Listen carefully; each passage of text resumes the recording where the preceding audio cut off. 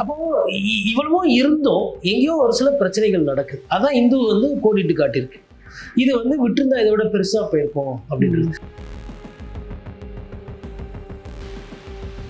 அப்போ நீங்க வந்து அல்ப வாக்குகளுக்காக நீங்க இதை வைத்து ஒரு பிரச்சாரம் பண்ணுறீங்க அப்படின்னா, நான் சொல்றேன் இந்திய திருநாட்டுக்கு நீங்க தான் பெரிய தேச துரோகம் பண்றீங்க. சமீபத்தில் பாகிஸ்தானில் பார்த்தோம். பாகிஸ்தான் பிளேயர் வந்து கை கொடுக்கும்போது இந்திய பிளேயர் வந்து கை கொடுக்காம நான் வந்து கோவத்தேன். நீ விளையாட போனியா இல்லை அரசியல் பண்ண போனியா? நடந்ததுக்கு பிறகு நாங்கள் போய் அதை செஞ்சிட்டோம், நாங்கள் இதை செஞ்சிட்டோம், இவனை பிடிச்சிட்டோம், அவனை பிடிச்சிட்டோம், டாக்டரை பிடிச்சிட்டோம், டீச்சரை பிடிச்சிட்டோம், இந்த பெருமைலாம் பேசக்கூடாது. இனிமேல்ட்டு ஒரு விஷயம் இது மாதிரி நடக்கக்கூடாதுன்னு ஆணித்தனமாக நீங்கள் முடிவு எடுத்து இந்த தேதி ஆட்சி 2025 இது ஆட்சி, இதுக்கு அடுத்த தேர்தல் வரல ஒரு சம்பவம் நடக்காது.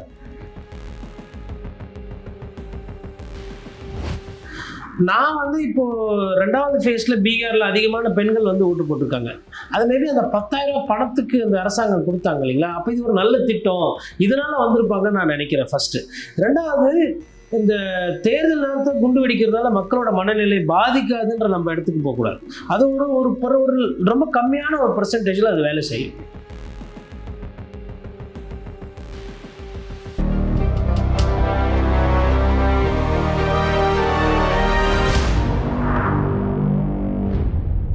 நியூஸ்பிக்ஸ் இந்தியா நேயர்களுக்கு வணக்கம். இன்றைய நம்மோட சிறப்பு விருந்தினர் பத்திரிகையாளர் கோட்டீஸ்வரன் அவர்கள். வணக்கம் சார். நேயர்களுக்கு அன்பு வணக்கம். டெல்லியில நடந்த இந்த சம்பவம், கார் வெடிப்பு நடந்திருக்கு. மக்களுக்கு ஒரு பெரிய அச்சத்தை இந்தியா முழுக்கவே இது கொடுத்துருக்கு. இந்தியால தலைநகரத்துல வந்து இந்த சம்பவம் வந்து எப்படி பாக்குறீங்க? பேரிடர் தான் இது. வந்து தேசிய அளவில் வந்து ஒரு பேசு பொருள் ஒன்று இல்லை, மக்களுக்கு வந்து கண்டிப்பாக ஒரு பயத்தை கொடுக்கும், ஒரு அச்சத்தை கொடுக்கும். ஏன்னா விபத்துன்றது வேற, பட் குண்டு வெடிப்புன்னு வரும்போது இப்போ உதாரணத்துக்கு ட்ரெயின் விபத்து இருக்கு. ட்ரெயின் விபத்தோடு நீங்கள் குண்டு விபத்தை கம்பேர் பண்ணீங்க, ட்ரெயின் விபத்தில் உயிர் எண்ணிக்கை ஜாஸ்தி. ஆனால் அது விபத்து, அது வந்து தெரிஞ்சு தெரியாமல் நடந்து போச்சு அப்படின்றது வேற. பட் குண்டு வெடிப்புன்றது ஒரு திட்டமிடுதல் பண்ணி பல மாதங்கள் பல விஷயங்கள்லாம் பார்த்து நோட்டம் பார்த்து ஒரு தீவிரவாத செயலாக பண்ணும்பொழுது கண்டிப்பாக வந்து அது மக்கள்கிட்ட ஒரு அச்சத்தை ஏற்படுத்தும். இன்னொன்று, இந்தியா அப்படின்னு பார்க்கும்போது நமக்கு இப்போ டெல்லி ரெட் ஃபோர்ட்டு இது 2025 பார்த்தோம். 2024 நமக்கு பெங்களூர்ல ராமேஸ்வரம் கேஃபே சாப்பிட்டுக்கிட்டு இருக்கும்போது ஒரு குண்டு வெடிச்சது. அதுக்கப்புறம் வந்து நம்ம போபால் உஜ்ஜைனில் அங்கே ஒரு ட்ரெயினில் வச்சாங்க. அதுக்கப்புறம் போத்கயாவில் ஒன்று ஆச்சுங்க. ஹைதராபாத்ல இதுக்கு முன்னாடி ஆயிருக்கு. அதுக்கு முன்னாடி பாம்பே ட்ரிபிள் பிளாஸ்ட்டு. அதுக்கப்புறம் ஒரு வாட்டி வந்து அந்த தீவிரவாதிகள் வந்து ஹோட்டலில் வந்துட்டு தாஜ் ஹோட்டலில் வந்து தாக்குதல் பண்ணியிருந்தாங்க. அதுக்கப்புறம் டெல்லி சீரியல் பாம்பு, அதே மாதிரி நமக்கும் கோயம்புத்தூர் சீரியல் பாம்பு ஆச்சு. இப்போ கூட கோயம்புத்தூரில் ஒரு அசம்பாவிதம் ஆச்சு. அப்புறம் பாம்பே ட்ரெயின் பிளாஸ்ட். அப்போது இப்போ நான் சொன்னது வந்து கிட்டத்தட்ட பார்த்தீங்கன்னா ஒட்டுமொத்த இந்தியாவில் பாம்பே, கோயம்புத்தூர், ஹைதராபாத், பெங்களூரு, டெல்லி, சென்னை, அதாவது இந்தியாவில் இந்த இடம் சேஃபு, இந்த இடம் சேஃப் இல்லை அப்படி கிடையாது. ஒட்டுமொத்த இந்தியாவுமே ஒரு குண்டு வெடிப்போ இல்லை ஒரு அசம்பாவிதம்னா ஒட்டுமொத்த இந்தியாவில் எந்த நகரத்தில் எந்த ட்ரெயினில் என்ன வேணால் ஆகும் அப்படின்றது ஒரு இருக்குது. இப்போது இதில் வந்து திமுக, அதிமுக அப்படின்ற போன்ற கட்சிகளுக்கு இதில் பெரிய பிரச்சாரமோ பேசுபொருளோ கிடையாது. தீவிரவாதத்துக்கும் மாநில அரசுகளுக்கோ இல்லை மாநில பிராந்திய கட்சிகளுக்கோ வந்து ஒரு பெரிய பேசுபொருள் இல்லை. ஆனால் மத்தியில் இருக்கக்கூடிய பாரதிய ஜனதா கட்சி ஆகட்டும், காங்கிரஸ் கட்சி ஆகட்டும், அவங்க ஆட்சியில் இருந்திருக்காங்க. அது மத்திய அரசு கட்டுப்பாட்டு கீழே வரும். இந்த மாதிரி செயல்களை கட்டுப்படுத்துறது இல்லை தவிர்ப்பது. வந்ததுக்கப்புறம் நாங்கள் கைது பண்ணோம், நாங்கள் விசாரணை நடத்தோம், தூக்கில் போட்டோம், திருப்பி போயிட்டு நாங்கள் வந்து ராக்கெட் எடுத்துகிட்டு போயிட்டு அங்கே எதிரில் போட்டோம், பாகிஸ்தானை நாங்கள் போரில் ஜெயிச்சிட்டோம் அப்படின்றதெல்லாம் அதெல்லாம் அதாவது இட்டுக்கதை. அதாவது ஒரு நடந்த விஷயத்துக்கு அப்புறமா பதில் சொல்கிறது. பட் தடுப்பு நடவடிக்கை அப்படின்னு பார்க்கும்போது நான் சொன்ன இந்த நிகழ்வுகள் எல்லாமே கிட்டத்தட்ட ஒரு 15-20 வருஷமாக நடந்திருக்கு இந்திய திருநாட்டில். இப்போ இதே அமெரிக்கா எடுத்தோம்னா அவங்களுக்கு ட்வின் டவர் பிளாஸ்ட்டுக்கு அப்புறம் ஒரு பெரிய இந்த மாதிரி தீவிரவாத செயல் கிடையாது. அங்கே அந்த துப்பாக்கி கலாச்சாரம் இருக்குது. அதில் துப்பாக்கி எடுத்து சுட்டுக்கிறது கொள்றதுன்றது தவிர்த்து குண்டு வெடிப்பு, தீவிரவாத அசம்பாவிதன்றது மேலை நாடுகளில் இல்லை. அந்த அளவுக்கு போர் நடக்கும்போது மாறி மாறி தாக்குறது வேற. பட் தீவிரவாத செயல் ஊடுருவி மக்களாக பழகி இந்த மாதிரி நீங்கள் சொன்ன மாதிரி அச்சத்தின் வெளிப்பாட்டுன்னு பார்த்தீங்கன்னா மேலை நாடுகளில் வரல. ஆனால் இந்தியா வந்து நம்ம இன்னைக்கு வந்து நம்மளை மேலை நாடு, பொருளாதாரத்தில் 5வது பெரிய பொருளாதாரமான நாடுன்றதில் காட்டுறோம். இப்போ எனக்கு என்ன இங்கன்னா, காங்கிரஸ் இருந்தாலும் சரி, பாஜக இருந்தாலும் சரி, இந்த தீவிரவாத தடுப்பு அப்படின்றத வரதை வந்து கோட்டை விடுறாங்க. நீங்க அப்படி சொல்றீங்க. இப்போ இந்த சம்பவத்தை பொறுத்த வரைக்கும் என்னன்னா, ஃபரிதாபாத்ல வந்து 2900 கிலோ வெடிபொருட்களை வந்து கைப்பற்றியிருக்காங்க. அப்புறம் அந்த அல்ஃபலா யூனிவர்சிட்டியில வந்து ஒரு 3 டாக்டர்ஸை வந்து அரெஸ்ட் பண்ணியிருக்காங்க. கிட்டத்தட்ட ஒரு நடவடிக்கை வந்து ஒரு 1 மந்தாவே வந்து மூவ் ஆயிட்டே இருக்கு. நீங்க பாத்தீங்கன்னா அக்டோபர் 30 நவம்பர் 4 நிறைய பேர் அரெஸ்ட் பண்ணியிருக்காங்க. சில வெடிப்பொருட்கள் ஆயுதங்கள் எல்லாம் கைப்பற்றிருக்காங்க. காவல்துறையும் வந்து ஹரியானா மாதிரியான டெல்லியை சுற்றுவட்டார பகுதிகளில் ஏதோ ஒரு சந்தேகத்தின் அடிப்படையில நிறைய வேலைகளை செஞ்சிருக்காங்க.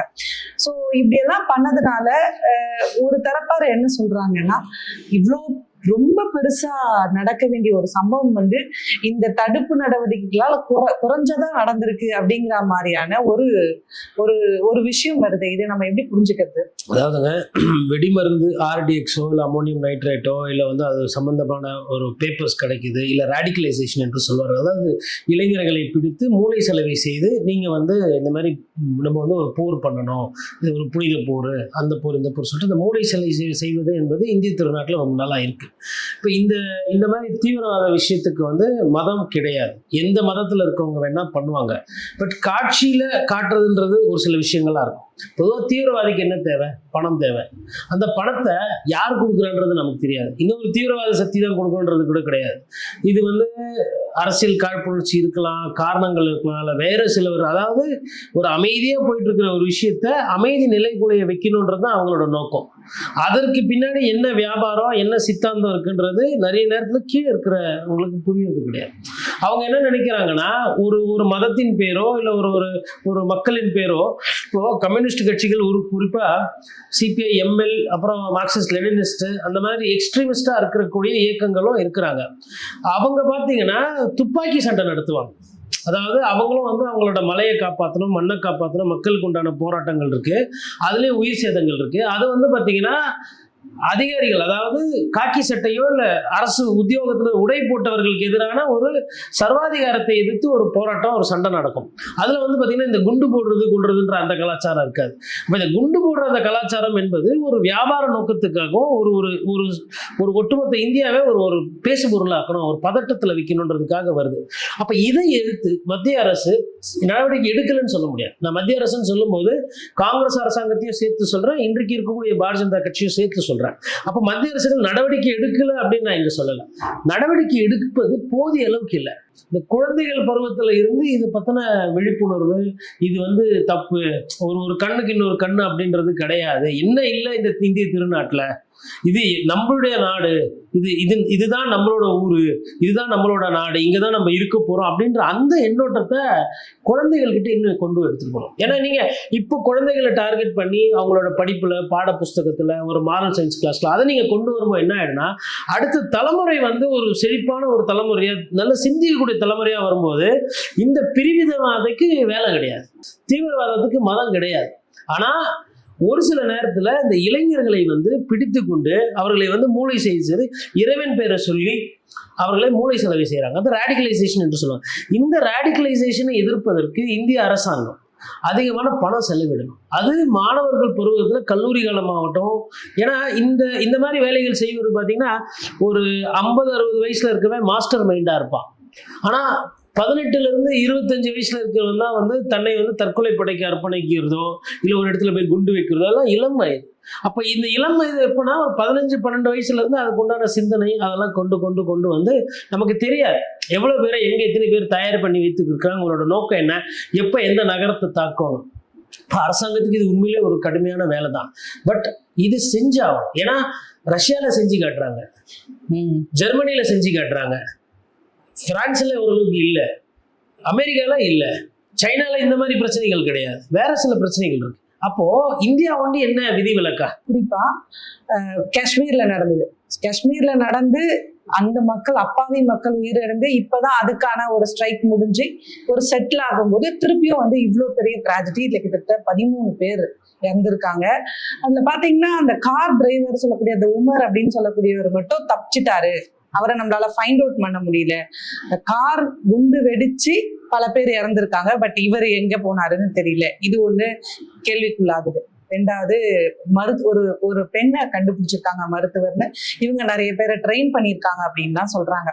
இது எல்லாமே எப்படி இவ்வளோ சீக்கிரம் வந்து நம்மளால ஃபைண்ட் அவுட் பண்ண முடிஞ்சுது அப்படிங்கிறது ஒரு கேள்வியாவே இருக்கு. இப்போ இதை நம்ம எப்படி பார்க்கலாம்? சரி, அதாவதுங்க இந்த மாதிரி விவகாரங்கள்ல விசாரணை என்பது வந்து மிக மிக வேகமா போகும்.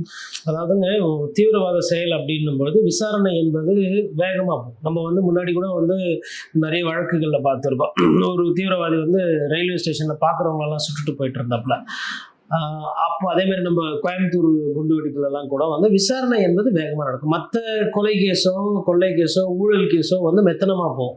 இந்த மாதிரி கேஸ் ஃபாஸ்ட்டாக போகும். இப்போ இதற்கு பின்னாடி வந்து நீங்கள் வந்து இன்னொன்று பொதுவாக ஒரு ஆளை தூக்கிட்டு போய் கோர்ட்டு முன்னாடி நிற்க முடியாது. இந்த குண்டு வெடிப்பு கேஸ் இந்த மாதிரி விஷயங்கள் வரும்போது எங்கன்னா அதில் வந்து ஒரு ஓட்டை இருக்குமே. ஆனால் ஒரு மனிதன் வந்து ஒருவேளை போலியாக கட்டமைக்கப்பட்டிருக்கு, போலியாக ஒரு குற்றச்சாட்டு வச்சிருந்தா தீவிரவாதி இந்த குற்றச்சாட்டோடு இருக்கக்கூடாதுன்னு சொல்லிட்டு கோர்ட் வந்து அந்த விஷயத்துல வந்து கொஞ்சம் தாராளமாவே இருக்கு. அதனால கண்டவங்களை பிடிச்சி எடுத்துன்னு போயிட்டு நீதி முன்னாடி நிறுத்தி இவர் தான் குண்டு வச்சாரு, இவர் தான் குண்டு வாங்கினார், இவர் தான் பயிற்சி கொடுத்தாருன்னா நீங்க அபாண்டமா வந்து ஒரு குற்றச்சாட்டை வைக்க முடியாது. பத்தாவதுக்கு போதிய அளவுக்கு அந்த விஷயங்கள்ல வந்துட்டு விசாரணை என்பது நடக்குது. நான் என்ன சொல்றேன்னா, விசாரணைக்கோ அதுக்கெல்லாம் பஞ்சமே கிடையாது, தடுப்பு இருக்கு பாருங்க, அதுலதான் பிரச்சனை. அதாவது இப்ப இந்த நம்ம பேசிக்கிட்டு இருக்கிற இந்த நேரத்துல யாரோ ஒரு சிறுவனோ யாரோ ஒரு இளைவனோ மூளை செலவை செய்து கொண்டிருக்கப்பட்டவன் இப்போ நடந்துகிட்டு இருக்கோம். இந்த மூளை செலவைக்கு உண்டான அந்த பேராபத்து எப்போ வரும்னா 2-3 ஆண்டுகள் வரும். அதுவும் எப்போ குறிப்பா வரும், தேர்தல் நேரத்துல வருது. இதுதான் இங்க ஒரு பெரிய பிரச்சனை. இப்போ ஹிந்துல நீங்க பார்த்திருப்பீங்க, ஹிந்துவோட தலையங்கம் என்ன சொல்லுதுன்னா, இது வந்து ஒரு கெமிக்கல் ஸ்ட்ரைக், அதாவது டெரர் கெமிக்கல் ஸ்ட்ரைக்கா இருந்திருக்க கூடும். பட் முன்னெச்சரிக்கை நடவடிக்கை அதிகமா மத்திய அரசு எடுத்ததுனால அவ்வளவு பெரிய டிசாஸ்டர் வந்து தடுக்கப்பட்டிருக்கு, ஒரு சின்ன அளவுல இது நடந்திருக்கு அப்படின்னு வந்து ஹிந்து மாதிரியான ஒரு பத்திரிகை வந்து ஒரு தலையங்கம் எழுதும்போது இதை மக்கள் எப்படி புரிஞ்சுக்கணும்? இதுக்குள்ள பின்னாடி ஒரு பேராபத்து இருக்குமோ அப்படின்ற ஒரு ஐயத்தை வந்து ஒரு தேசிய ஊடகம் வெளிப்படுத்திருக்கு. சந்தேகம் என்பது நியாயமான சந்தேகம் தான். பட் ஆனா அரசு நம்ம சொல்ற மாதிரி அரசாங்கத்துல தாண்டி இந்த மாதிரி வேலை செய்பவர்கள் இருக்கிறாங்கல்ல, இந்த ராணுவத்திலேயோ இல்ல RAWலயோ இல்ல SPG ஸ்பெஷல் ப்ரொடெக்ஷன் குரூப் இல்ல NSA நேஷனல் செக்யூரிட்டி கமாண்டோ, அப்புறம் Q பிரான்ச் குறிப்பா, இவங்கெல்லாம் வந்து எப்படின்னா சாதா போலீஸை விட ஒரு படி தாண்டவங்க. அதாவது தாங்கள் செய்யக்கூடிய வேலையில மரணம் எப்ப வேணா முத்தமிடும், நம்மளுக்கு வந்து குடும்பம் குட்டின்றது கிடையாது, தேச பாதுகாப்பு தாண்டின்றத நினைச்சுதான் அந்த பாட்டில் கிரீன் ட்ரெஸ் போடுறவங்க அவங்க, அந்த அந்த அந்த உடை ஆகட்டும். அது அப்போ அவர்கள் வந்து இந்த மாதிரி விஷயத்துல வந்துட்டு அரசியலோ இதுவோ வந்து அவங்க போக மாட்டாங்க. பட் இவர்கள் வந்து தொடர்ந்து போராடிக்கிட்டு இருப்பாங்க. இப்ப நான் சொல்ற மாதிரி ஏதோ ஒரு மாஃபியாவோ இல்லை ஏதோ ஒரு வியாபாரியோ ஃபண்ட் பண்றதுக்கு தயாரா இருக்கிறான் தீவிரவாதத்தை. அப்போ இவன் வந்து தடுக்கிறதுக்கு பார்ப்பாங்க, இவங்க வந்து ஃபண்டிங் பண்றதுக்கு தயாரா இருக்காங்க. ஆனா நேரம் எப்போ இதை செய்யணும் அப்படின்றத முடிவு பண்றது இந்த வியாபாரியும் இந்த தீவிரவாதியும். இதற்கு நடுவுல நம்மளோட அந்த ராணுவ கட்டமைப்பு இதை தடுக்கணும்னு நினைக்கிறவங்களோட போராட்டம். அப்போ இவ்வளவோ இருந்தும் எங்கேயோ ஒரு சில பிரச்சனைகள் நடக்குது. அதான் இந்து வந்து கோடிட்டு காட்டியிருக்கு. இது வந்து விட்டுருந்தா இதை விட பெருசா போயிருக்கும் அப்படின்றது. அப்போ சர்வைலன்ஸ் இருந்திருக்கு, செக்யூரிட்டியா நோட்டை விட்டுருக்காங்க.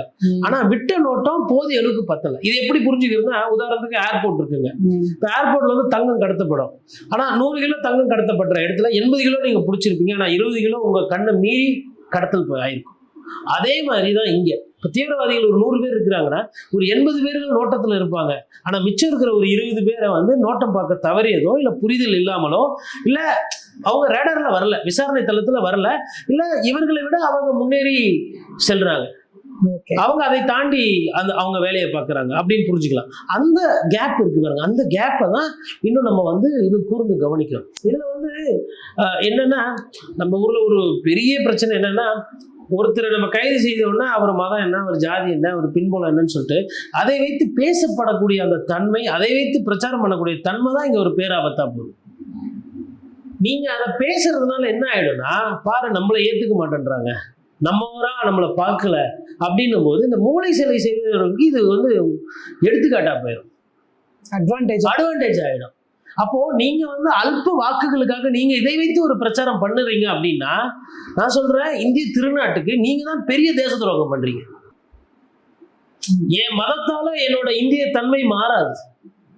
இந்தியன்றது நான் பிறந்த இந்த மண்ணில் நான் பிறந்த ஒவ்வொருத்தருக்கும் இருக்கிற என்னோட மண்ணு கொடுக்குறது அந்த உறவை. அதை வந்து என் மதம்ன்றது நாங்க கும்பிடுற சாமியை வச்சு வருது. இந்தியனா மதமானா இந்தியன் தான் ஃபர்ஸ்ட். ஏன்னா இங்க இருக்கக்கூடிய சுவாச காற்று, குடிக்கிற நீர், விளையிற பயிர் கீரெல்லாம் சாப்பிட்டு வளர்றது இந்திய மண்ணுக்கு சொந்தம். மதம்ன்றது அப்புறம் வருது. ஆனா இங்க என்ன ஆயிடுதுன்னா, மதமா இந்தியத்துக்கு அந்த போராட்டம் வருது பாருங்க. அதுல வந்துட்டு அந்த இந்திய திருநாட்டோட அந்த விஷயத்த வந்து ஒரு சிலர் கடந்து போறாங்க. ஒரு சிலர் அதை தவறா புரிஞ்சுக்கிற அந்த காரணத்தினாலதான் இந்த மூளை செய்யப்பட்டு இப்படி போறாங்க. அப்ப இதனாலதான் வந்து உங்களுக்கு என்னன்னா, மத ரீதியா ஒரு சில பிரச்சனைகள் வருது. மதம் யார் மதம் சிறந்த மதமோ அதை நீங்க சாமி கும்பிட்டுட்டு போங்க, என்ன இருக்குது அதுல? அதை வந்து இப்படி ஒரு சண்டையை போட்டோம் வெறுப்பு. இப்போ சமீபத்தில் பாகிஸ்தான்ல பார்த்தோம். பாகிஸ்தான் பிளேயர் வந்து கை கொடுக்கும்போது இந்திய பிளேயர் வந்து கை கொடுக்காம நான் வந்து கோவத்தேன். நீ விளையாட போனியா இல்லை அரசியல் பண்ண போனியா? அதுக்கு பின்னாடி வந்து ப்ளூ கலர் ட்ரெஸ்ல போட்டு இந்தியான்னு வேற. இந்தியர்கள் ஒரு நாள் இது ரசிக்க மாட்டாங்க. உன் வேலை நீ ஜெயி, பாகிஸ்தானை எதிர்த்து நீ ஜெயிக்கணும் ஆட்டத்துல, அதுதான் நாங்க எதிர்பார்க்கிறோம். மேட்ச் முடிஞ்சதுக்கு அப்புறம் நீ பண்ற அந்த அரசியலை யாரும் எதிர்பார்க்கல. பாகிஸ்தான் பவுலர் போடும்போது 6 அடிச்சா ஒட்டுமொத்த இந்தியாவை சந்தோஷப்படும். இந்தியா பாகிஸ்தான் குத்து சண்டை போடுறதுனா பாகிஸ்தான் கிட்ட தோக்கக்கூடாது அப்படின்னு குத்து சண்டையில எதிர்பார்ப்பாங்க. அது வெறும் பாகிஸ்தான் கிட்ட தான் எதிர்பார்க்கறது இல்லை. ஸ்போர்ட்ல ஒரு போயிட்டு ரஷ்யாவை எதிர்த்து சண்டை போடும் போதும் எதிரில் ரஷ்யாவன்னு பார்க்க மாட்டேன், இந்தியாவுக்கு எதிர்நிலை. விளையாட்டுல கூட இந்தியா தோக்க கூடாதுன்றதான் எங்களோட நம்பிக்கை. ஆனா நீங்க அதை ஒரு குறுகிய பார்வையில ஒரே ஒரு மதத்தையோ இல்ல ஒரே ஒரு நாட்டையோ நீங்க வைக்கிறீங்கன்னா அப்ப நீங்க எங்களை குறைச்சி மதிப்பிடுறீங்க. அதுல நீங்க ஒரு அரசியல் பாக்குறீங்க. அந்த அரசியல் நீங்க பண்றீங்க. இது இந்த மாதிரி அரசியல் நடக்கிறதுனால ஒரு சில வியாபாரிங்க திருட்டு பசங்க இருப்பானுங்க, பணக்காரனுங்க. அது எப்படி எந்த மொழியில அதை கேபிட்டலைஸ் பண்றதுக்கு ஒன்னும் ஒரு மூலதனம் வச்சிருப்பான். அந்த அல்ப மூலதனத்துக்கு தீவிரவாத இயக்கம் நாய் மாதிரி காத்து கிடக்குது. சொந்த இனத்தையே வந்து, அதாவது மனிதாபிமான தன்மை போய் மனிதர்கள் இயல்பு போய் அவன் காத்துக்கிட்டு இருக்கான். பணம் கொடுக்க இந்த நாய் தயாரா இருக்கு, அதை செய்யறதுக்கு இந்த நாய் தயாரா இருக்கு. இதுல நடுவுல மாற்றுறது மக்கள். ஓரளவுக்கு அரசியல்வாதிகளுக்கு இந்த தன்மை புரிஞ்சிருக்கும். ஆனா அது என்ன காரணமோ மத்திய அரசுகளால 80 விழுக்காடு 90 விழுக்காடு இதை கட்டுப்படுத்த முடியுது. ஆனா அந்த 10-20 விழுக்காடு ஒரு ஓட்டம் இருக்கு. அதை என்னைக்கு நீங்க பண்றீங்களோ அன்னைக்குதான் நீங்க உண்மையான வல்லரசு. அது வரையிலும் வந்து இந்த பெருமைலாம் பேசக்கூடாது. அது எந்த கட்சியா இருக்கட்டும், எந்த ஆட்சியா இருக்கட்டும். நடந்ததுக்கு பிறகு நாங்க போய் அதை செஞ்சிட்டோம், நாங்க இதை செஞ்சிட்டோம், இவனை பிடிச்சிட்டோம், அவனை பிடிச்சிட்டோம், டாக்டரை பிடிச்சிட்டோம், டீச்சரை பிடிச்சிட்டோம், இந்த பெருமைலாம் பேசக்கூடாது. இனிமேல்ட்டு ஒரு விஷயம் இது மாதிரி நடக்கக்கூடாதுன்னு ஆணித்தனமா நீங்க முடிவு எடுத்து, இந்த தேதி ஆட்சி 2025 இது ஆட்சி, இதுக்கு அடுத்த தேர்தல் வரலாம் ஒரு சம்பவம் நடக்காது, நான் இருக்கிற வரலாம் அப்படின்னு ஒரு முதலமைச்சரோ ஒரு பிரதமரோ சொல்லிட்டு அதை செஞ்சு காட்டினாருன்னா மக்கள் அப்போ அவங்கள 100 விழுக்காடு நம்புவாங்க. இது ஒரு பெரிய முக்கியமான விஷயமா கூட இது ஒரு பிரச்சாரத்துக்கு யூஸ் பண்ணலாம். ஆனா அந்த பிரச்சாரம் பண்ண யாரும் தயாரா இல்லை. ஒண்ணு வந்து பீகார் எலெக்ஷன் வாக்குப்பதிவு போயிட்டு இருக்க இந்த நெருக்கமான நேரத்துல ஒவ்வொரு முறையும் இந்த மாதிரி எலெக்ஷன் தேர்தல் வரும்போது இவ்வளவு பெரிய சம்பவங்கள் நடந்து மக்களோட மனநிலையை இந்த தேர்தல் வந்து மாத்துறதுக்கான வாய்ப்பு இருக்கா? அதாவது ஒரு இப்போ உத்தரப்பிரதேசம் நம்ம பார்த்தோம். உத்தரப்பிரதேசத்துலையுமே வந்து இந்த மாதிரி ஒரு விஷயம் வந்தப்போ, ஒரு தீவிரவாத செயல் வந்தப்போ அவங்க வந்து ஆட்சிக்கு வந்து வர்றதுக்கு அது உதவி பண்ணுச்சுன்னு சொல்லிட்டு தேர்தல் முடிந்ததுக்கு பிறகு பேசுபொருள் வந்தது. அதே மாதிரி அதிகமாக பேசப்பட்டது அயோத்தியா ராமர் கோயில். அப்போ மக்கள் வந்து ஒரு சில நேரத்தில் வந்து இதை வந்து ஒரு கணக்கீடாக பார்க்குறாங்க, ஒரு சில நேரத்தில் இதை கணக்கீடாக பார்க்கல. நான் வந்து இப்போ 2வது ஃபேஸ்ல பீகார்ல அதிகமான பெண்கள் வந்து ஓட்டு போட்டிருக்காங்க. அது மேபி அந்த 10,000 ரூபாய் பணத்துக்கு அந்த அரசாங்கம் கொடுத்தாங்க இல்லைங்களா, அப்போ இது ஒரு நல்ல திட்டம், இதனால வந்திருப்பாங்கன்னு நான் நினைக்கிறேன் ஃபர்ஸ்ட். 2வது, இந்த தேர்தல் நேரத்தை குண்டு வெடிக்கிறதால மக்களோட மனநிலை பாதிக்காதுன்ற நம்ம இடத்துக்கு போகக்கூடாது. அது ஒரு ரொம்ப கம்மியான ஒரு பெர்சன்டேஜில் அது வேலை செய்யும். ஏன்னா ஒரு பதட்டம், உதாரணத்துக்கு தொடர்ந்து ஒரு 4 இடத்துல குண்டு வெடிக்குதுன்னு வச்சுக்கோங்க, ஒரு இடத்துல இந்தியாவில் வெடிக்குது, இல்லை அந்த மாநிலத்துக்கு பக்கத்துலயோ இல்லை அந்த மாநிலத்துல வெடிக்குதுன்னா ஓட்டு போடுறவங்களே போக மாட்டாங்க. யாருக்கு ஓட்டு போடுறாங்க, யார் ஜெயிக்கிறாங்கன்றது அப்புறம், ஓட்டு போடாம நிக்கிறதே அந்த தீவிரவாதிகளுக்கு கிடைத்த ஒரு வெற்றியை கூட பார்ப்பாங்க. அவங்கள பொறுத்தவரையிலும் ஜனநாயகம் என்பது இருக்கக்கூடாது. ஓட்டு போட்டு மக்களால் தேர்ந்தெடுக்கக்கூடிய அந்த ஸ்ட்ரக்சரை உடைக்கணும். அவங்களுக்கு ஃபர்ஸ்ட் தேவை அதான். இந்த ஓட்டுக்கு ஒரு உரிமை இருக்கு, பிரதமரையோ சட்டமன்ற உறுப்பினரையோ பாராளுமன்ற உறுப்பினரையோ நீங்க தேர்ந்தெடுக்கலான்ற அந்த இருக்கு பாருங்க, நம்ம கிட்ட இருக்கிற இந்த ஆயுதம், அதை வந்து அண்டர்மைன் பண்ணும். ஏன்னா இன்னைக்கு சர்வதேச அளவில் இந்தியான்றது வந்து ஒரு ஜனநாயகம், பெரிய ஜனநாயகம். அந்த ஜனநாயகத்தை சிதைவு பண்றதுக்கு தேர்தல் நேரத்தில் குண்டு வெடிச்சா என்னோட நோக்கம் என்பது நிறைவேறுதில்ல. டெமோக்ரஸியை உடைக்கணும். அதுக்கு வந்து எனக்கு இதுல என்ன ஒரு பெரிய அரசியல் கட்சிகள் மீது குற்றச்சாட்டுனா, இதை வந்து தேர்தலுக்காக இது பயன்படுத்தக்கூடாது ஃபர்ஸ்ட். ஏன்னா இது வாக்கு அரசியலுக்கு அப்பாற்பட்ட விஷயம். நான் முன்னாடியே சொன்ன மாதிரி இது ஒரு நோய். இந்த நோயை நீங்க கட்டுப்படுத்த தவறீங்கன்னா இந்த நோய் நாளைக்கு உங்களையே கூட காலி பண்ணும். பிரதமரோட உயிருக்கே கூட அச்சுறுத்தல் வரலாம். ஏன்னா பணத்துக்காக கூலிக்காரன் மாறி நடிக்கிற மனிதர் அவன். மனுஷன் மிருகம். இந்த மிருகம் என்ன வேணா செய்யும். இந்த மிருகத்தை நீங்க இப்படி ஏறி விட்டா இப்படி போவோம், திருப்பி இப்படி ஏறி விட்டா இப்படி போவோம். அதனால பிரதமரா இருந்தாலும் மக்களா இருந்தாலும் உயிர் வந்து எல்லாருக்கும் ஒண்ணுதான் முக்கியமானது. அச்சத்திலேயே ஒரு மக்கள் வாழ அதாவது முடியாது. பிரதமருக்கும் ஒரு உயிர் தான், பிரதமருக்கும் ஒரு ஓட்டு தான், சாதாரண மக்களுக்கும் ஒரு உயிர் தான், ஒரு ஓட்டு தான். இதுதான் ஜனநாயகத்தோட சிறப்பு. பணக்கார ஏழை கீழே தாண்டி சிறப்பு சொல்லலாம் கண்டிப்பா. அப்ப அதெல்லாம் நம்ம பார்க்கும்போது இது புரிஞ்சுக்கணும். இதுல வந்து பிரதமர் மோடியோ அமித்ஷாவோ ஒரு மிக முக்கியமான பொறுப்பு. ஏன்னா இது ரெட் ஃபோர்ட் பக்கத்துலயே நடந்திருக்கு. இந்த குண்டுவெடிப்புக்கு பக்கத்துல இருந்த அந்த மெட்ரோ ரயில்வே ஸ்டேஷன்ல இருக்கக்கூடிய கண்ணாடிகள் கூட வந்து உடைஞ்சிருக்கு. அப்பதான் அந்த டிஸ்டன்ஸ் வந்து ரொம்ப பல கிலோமீட்டர்ஸ் இருக்கு. நான் சம்பவம் நடந்த இடத்துக்கும் அந்த ரெட் ஃபோர்ட் மெட்ரோ ரயில்வே ஸ்டேஷனுக்கும் இப்போ இவ்வளவு பெரிய ஒரு அதிர்வை ஏற்படுத்தியிருக்கு. சுத்து வட்டாரத்துல இருக்க மக்கள், அதுவும் ஒரு சாந்தினி சவுக் மாதிரியான ஒரு மார்க்கெட் பிளேஸ். இது மார்க்கெட் பிளேஸ்னா மக்கள் வந்து ரொம்ப ஒரு நம்பிக்கையோட அந்த நாட்டு மக்கள் வந்து அந்த இடத்த புழங்கிட்டு இருக்கும்போது இவங்க 2 பேர் என்ன பொறுப்பு ஏத்துக்க போறாங்க? இவங்களோட முழு கண்காணிப்புலயும் கண்ட்ரோல்லையும் டெல்லி இருக்கு, ஒட்டுமொத்த இந்தியாவே இருக்கு. அப்ப இந்த இடத்துல பாதுகாப்பு குறித்து ஒரு பெரிய கேள்வி வருது இல்லையா? இந்த கேள்விக்கு இவங்க 2 பேரும் என்ன பதில் சொல்ல போறாங்க? குறிப்பாக சொல்லலாம், சாந்தினி சவுக்கை செலக்ட் பண்ணியிருக்காங்க அப்படின்னா அவங்க வந்து பிளான் பண்ணி அழகா பண்ணியிருக்காங்க. ஏன்னா சாந்தினி சவுக் வந்து பார்த்தீங்கன்னா நம்ம கிட்டத்தட்ட நம்ம டி நகர் மாதிரி. இப்போ அந்த மாதிரி ஒரு இடத்துல 13 பேர் இறந்துருக்கிறதுன்றது நான் என்ன சொல்றேன்னா, ஒரு மோசமான ஒரு நேரத்திலே ஏதோ ஒரு சின்ன ஒரு நல்லது நடக்கும். ஆக்சுவலாக வந்து இது டைமிங் மிஸ் ஆகிருந்தது அப்படின்னா இன்னும் நிறைய பேர் இறந்துருப்பாங்க. ஸோ சாந்தினி சவுக் மாதிரி ஒரு இடத்துக்கு பிளான் பண்ணி பண்ணும்போது 13ன்றது வந்து ஒரு பெரிய பேரிடரை கொஞ்சம் குறைச்சி இந்து தலையங்கமாக கிட்டத்தட்ட அதுதான் சொல்லுது. அது முதல் பார்வை. இரண்டாவது, சர்வ வல்லமை படைத்த அமித்ஷா. இவருக்கு பட்டம் வந்து இதுதான். அதாவது அரசியல்ல பெரிய கோல் வச்சவர். அவர் வந்து ஒரு மாநிலத்தில் போயிட்டு அரசியல் வியூகம் அமைச்சார்னா அந்த மாநிலத்தில் ஜெயிச்சிருவாங்க. இவரை மாதிரி ஒரு ஸ்ட்ராங்கான ஒரு டிஃபென்ஸ் மினிஸ்டரை பார்த்ததில்ல. உதாரணத்துக்கு இவர் அதிகமான நாள் வந்து அந்த துறையினுடைய அமைச்சராகவும் இருந்திருக்கார். இன்னைக்கு அமித்ஷாவுக்கு வந்து இந்த பிரச்சனை அந்த பிரச்சனை, துறையில் கூட இருக்கிறவங்க ஒத்துழைப்பு கொடுக்கறது இல்லை வேற ஒரு அமைச்சர் வந்துட்டு உள்துறையில் தலையிடுறாரு, பாரதிய ஜனதா கட்சி வந்து உள்துறை அமைச்சருக்கு வந்து போதிய முக்கியத்துவம் கொடுக்கல, அவர் சொல்றது அண்டர்மைன் பண்றது. அப்போ அமித்ஷா செயல்படுவதற்கு எந்த விதமான தடையும் இல்லை, தீங்கும் இல்லை. தனிப்பட்ட முறையில எல்லா முயற்சி எல்லா விஷயமும் அவர் கையில இருக்கு. ராணுவத்தில் இருக்கிறவங்களை சந்திக்கலாமா, ராணுவ தளபதியை சந்திக்கலாம், விமானப்படை தளபதியை சந்திக்கலாமா, சந்திக்கலாம், போலீஸ்ல இருக்கக்கூடிய பாதுகாப்பு சம்பந்தப்பட்ட பல்வேறு அமைப்புகளை சார்ந்தவங்களை சந்திக்கலாமா, வியூகம் அமைக்கலாமா, அமைக்கலாம். எல்லாம் இருந்தும் கோட்டை விட்டுருக்காங்க. ஃபர்ஸ்ட், அதாவது தேர்தலுக்கு வெடிக்குதா, தேர்தல் அது பாதிக்குமா, அதெல்லாம் அரசியல் ரீதியான கேள்வி. நான் அதை விட்டுறேன். நீங்க ஆளும்போது குண்டு வெடிக்குதுன்னா அந்த உங்களுக்கு தான் அது அசிங்கம். ஃபர்ஸ்ட் அதை உணரணும். யார் வச்சா குண்டு, எந்த மதத்துல வச்சாங்க, எந்த சாதியில வச்சா, எந்த நாட்டுல இருந்து வச்சான், எவனோட சதி, அதெல்லாம் அப்புறம். வச்சது உன் வீட்டுல உன் நாட்டுல நீ தான் தலைமை பொறுப்புல, நீ தான் பொறுப்பு இருக்கணும். இல்ல தெரியாம நடக்கும், அது வேற. நான் சொல்றேன், சரி இப்போ நாளைக்கு வந்து ராகுல் காந்தி இருக்கிற பிரதமர், ஓகே ஒரு பேருக்கு சொல்றேன் உதாரணத்துக்கு, ராகுல் காந்தி பீரியட்ல குண்டு வெடிக்கும். இதை நீங்க சரி செய்யலன்னா ராகுல் காந்தி பீரியட்ல குண்டு வெடிக்கும். அவங்களோட நோக்கமானது நான் சொன்ன மாதிரி இந்திய ஜனநாயகத்தை சீர்குலைக்க, அவ்வளவுதான். அவங்களுக்கு ராகுல் காந்தி மோடி கிடி எல்லாம் கிடையாது.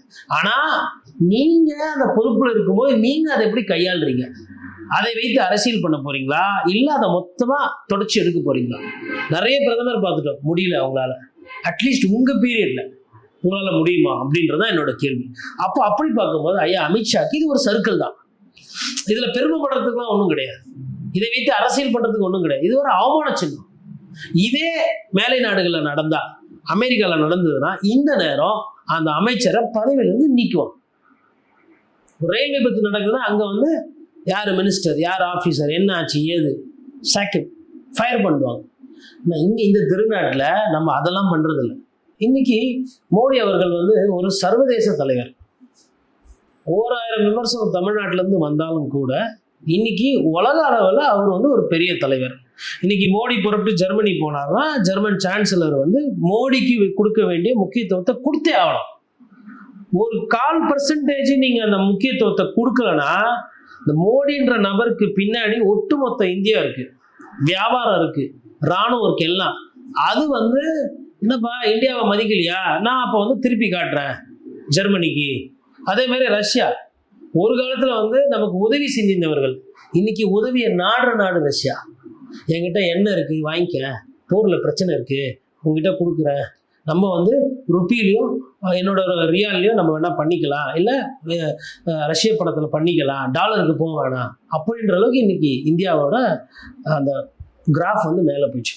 அப்படி பார்க்கும்போது மோடி என்பவர் சர்வதேச தலைவர். இப்போ இதே மாதிரி பிரான்ஸ்லயோ இல்லை லண்டன்லயோ தொடர் குண்டு வெடிப்பு, இல்லை அமெரிக்காலேயோ குண்டு வெடிப்புனா இப்போ இன்னைக்கு வந்து இவர் இருக்கிறாரு, நம்ம ட்ரம்ப் இருக்காரு. இப்போ ட்ரம்ப் நாட்டில் இந்த மாதிரி ஒரு குண்டு வெடிப்புனா ட்ரம்ப்போட கிராஃப், ட்ரம்ப் மேல இருக்கிற மரியாதை சர்வதேச லெவலில் குறையாது. கட்டாயம். நீங்க வந்து போயிட்டு I am coming from largest democracy, நான் வந்து என் ஸ்ட்ரென்த் தெரியுமா, என் மார்க்கெட் சைஸ் தெரியுமா, என்கிட்ட வந்து இன்னைக்கு பிரம்மோஸ் இருக்கு, என்கிட்ட வந்து மிசைல் இருக்கு அட்வான்ஸு, என்கிட்ட வந்து சயின்டிஸ்ட்டுங்க இருக்காங்க, பயங்கரமான இன்ஜினியர்ஸ் இருக்காங்க, அதிகப்படியான மருத்துவர்களை கொண்ட திருநாடு இந்தியா, இவ்வளவு விவசாய நிலம் இருக்கு, கடல் இருக்கு, இந்த பெருமைலாம் பேசுறோம்ல. அப்படி இருக்கும்போது ஏமா உங்க நாட்டில் குண்டு வெடிக்குது அப்படின்னு அவங்க கேட்க மாட்டாங்க. உண்மையிலே அந்த ஒரு G7, G4, G5 எல்லாம் பெருமை பேசுறோம் இல்லையா, நம்ம சம்மிட் நடத்துறோம் இல்லையா, ஆசிய கண்டத்துக்கு இன்னைக்கு இந்தியா தான் வல்லரசு, சைனாவோட ஷோல்டர் டு ஷோல்டர் சண்டை, ஜனத்தொகையிலும் கிட்டத்தட்ட வந்துட்டோம், உனக்கும் எனக்கும் கொஞ்சம் தான் வந்துட்டா பங்காளி அப்படின்ற லெவலில் தான் இன்னைக்கு இந்தியா கூட போயிட்டு இருக்கு, சைனா பின்னாடி போயிட்டு இருக்கு.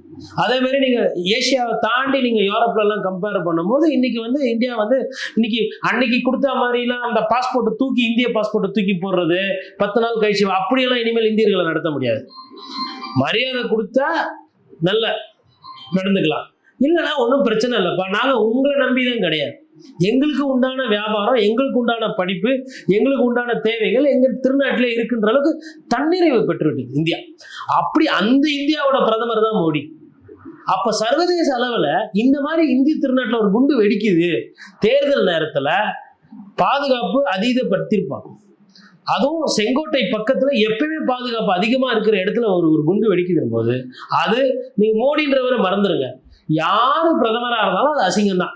இப்போ மோடி அவர்கள் வந்து தனிப்பட்ட ரீதியாக அரசியல் ரீதியாக நம்ம விமர்சனம் வைக்கும், பட் இந்திய திருநாட்டை தாண்டி வேற ஒரு நாட்டில் போய் காலை வைக்கும்போது என்னோட பிரதமர், என்னோட ரெப்ரசன்டேட்டிவ், இந்தியாவோட ரெப்ரசன்டேட்டிவ், அப்படி பார்க்கும்போது அந்த ரெப்ரசன்டேட்டிவ் இந்த மாதிரி ஒரு குண்டு வெடிப்புலாம் அது நல்லதில்லை, நகைச்சுவைக்கு போயிடாது ஒரு லெவலுக்கு மேலே. நம்ம அவங்க ஊர்லேயே பாதுகாக்க முடியல, அவங்ககிட்ட போய் என்னப்பா நம்ம வந்து தளவாட சாமான் வாங்குறது, அவங்ககிட்ட போய் நம்ம என்ன டேங்க் வாங்குறது, நம்ம டேங்க் வந்து நம்ம இப்போ எக்ஸ்போர்ட்லாம் பண்ணுறோம், அதே மாதிரி நம்ம கோச் எல்லாம் வந்து நம்ம எக்ஸ்போர்ட் பண்ணுறோம். ஒரு சில நேரத்தில் ரயில்வே கோச்சை வந்து அவங்களோட வார் வெப்பன்ஸ் எல்லாம் மூவ் பண்ணுறதுக்கு யூஸ் பண்ணுறாங்க மற்ற நாடுகள். அப்படி இருக்கும்போது நம்ம விஷயத்தை நம்ம பாதுகாக்க முடியலன்னும் போது அது ஒரு நெருடல் தானே. நம்ம வீட்டில் இருக்கிற பஞ்சாயத்தை ஃபர்ஸ்ட் சரி செய்யணும்ல. நம்ம ஊராவது மற்ற பிரச்சனைகள்லாம் போகும்போது நான் வந்து 2 நாடுகளுக்கு நடுவில் போரை வந்து நிறுத்துறதுக்கு நான் வந்து பேச்சுவார்த்தை நடத்துகிறேன், அந்த தோரையில் பேசுறதெல்லாம் கேட்க நல்லா இருக்கு, கட்சியில் பார்த்தா இங்கே டெல்லியில் குண்டு வெடிக்குது. நன்றி சார். நன்றி.